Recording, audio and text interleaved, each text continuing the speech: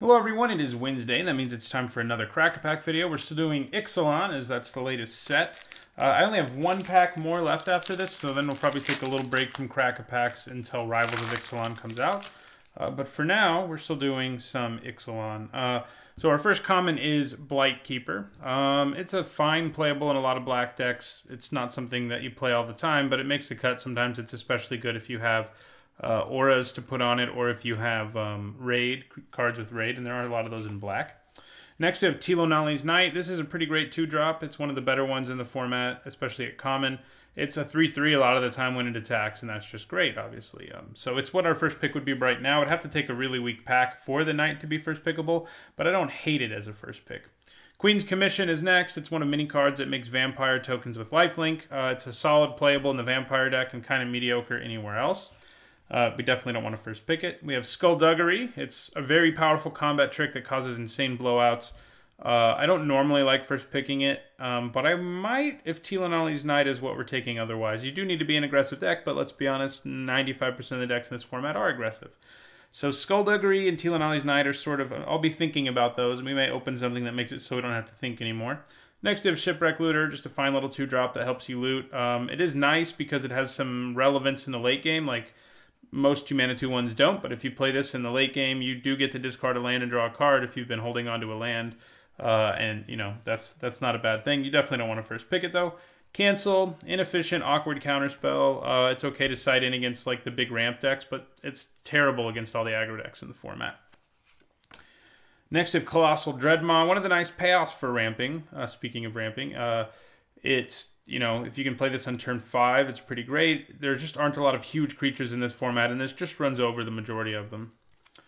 Next we have Demystify. It's a sideboard card, blows up enchantments. Okay, now we have a new first pick, and it is Contract Killing. This thing's pretty great. It kills anything. This format is low on good removal. Like, stuff that can kill Colossal Dreadmaw is a pretty short list. This can do it. It can kill anything. And it basically costs 3 mana. I mean, maybe that's an exaggeration since you only get the 2 mana back after you cast it. But the fact that you can go Contract Killing, kill your guy, and play a 2-drop, like, that is a huge swing. And Contract Killing is our new first pick. Next we have Wily Goblin. This guy is nothing special. His stats are terrible. He does give you treasure, and he is a pirate. He's not horrible in a pirate deck that's like trying to splash a third color, like if you're blue-black, or well, never mind. If you're red-black and you want to splash blue, Wily Goblin's not a bad thing to run, but it doesn't see play. It maybe sees play half the time in my experience. Okay, now things are getting interesting. We have Vine Shaper Mystic. This is one of the best payoffs for Merfolk at common or uncommon. Putting counters places is great, and its floor of being a 3-mana 2/4 isn't that bad. I'm not sure if I want it or Contract Killing. I'll have to think about that. I think I might want the Mystic, but probably not, though. I'm talking myself out of it just because the killing is good, is excellent in any black deck, and the Vine Shaper Mystic's only good in a Merfolk heavy deck. Next we have Lurking Chupacabra. I have really wanted to make a Explore deck work, and it's never really come together for me. It came together once when I wasn't recording, and it was okay. I went like 1 and 2, and the games were fun, but it wasn't a great deck. And all of that, I'm telling you to tell you that Lurking Chupacabra isn't very good. Certainly not what we want to first pick. Our rare is Deeproot Champion. It's a fine card, one that you want to play in a deck that has like 7 or 8 non-creature spells. But Vine Shaper Mystic and Contract Killing are worlds better.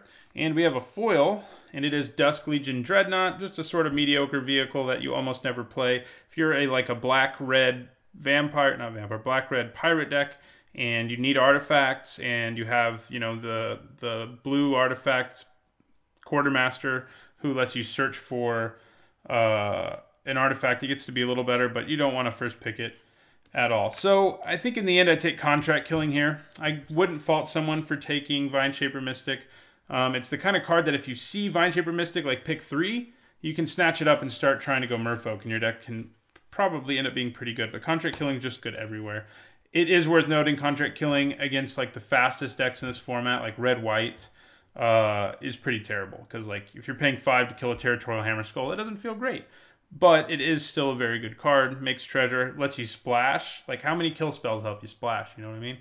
So Contract Killing is the pick for me. Let me know what you would first pick in the comments.